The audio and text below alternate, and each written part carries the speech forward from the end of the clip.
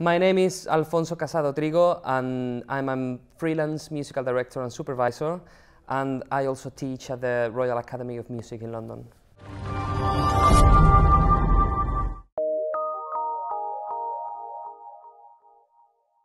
Tip number one, you need to be aware that your attitude at college will reflect a lot who you are as a person, and that will possibly inform the people around you, your teachers and everyone who comes to give you master classes or whatever, the sort of person you are and how you are going to approach a professional work in the future. Tip number two, use this time to make sure that you emphasize in your weakest point. If you came into college because you are a great singer, maybe you need to get better at dancing or you need to get better at acting.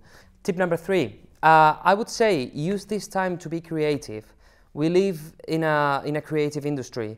When you come into a new job, possibly there is already a script written, there is already some music written, you'll be told what to do by a director and a choreographer, and sometimes your time at college will actually be the most creative one, where you're going to meet with friends for life, but also very creative teachers and colleagues and students. So make sure that you use this time to just surround yourself of a creative environment and create new things and explore sides of you that maybe you haven't explored before.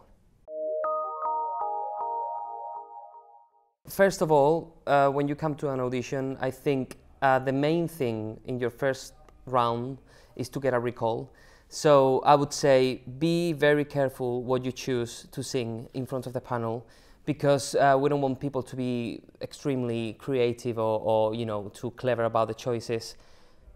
Make sure that you shine and you show the panel something that is really interesting about yourself and about who you are as an artist. My tip number two would be wake up with enough time, because if you have a call at 10 a.m. in the morning, I would say you want to be there by 9, you want to be there ready, you want to be there warmed up, you want to make sure that all your trains are in time and you don't have any excuses to make. Tip number three, when you get into the room, make sure that you are nice to the panel and you are friendly to the pianist as well. He or she is going to be accompanying you, and you want to make sure that you come in with the right music, that you've already run that music with a pianist in the past, because otherwise you can be expecting a karaoke version that you've heard on YouTube or something, and it might not be your key or might not be your the section of the song that you want to sing. So make sure that you run the song with a pianist and the music is very clear, that is with lovely tape, that is not falling apart, in nice paper, and that's one thing less to worry about in your audition.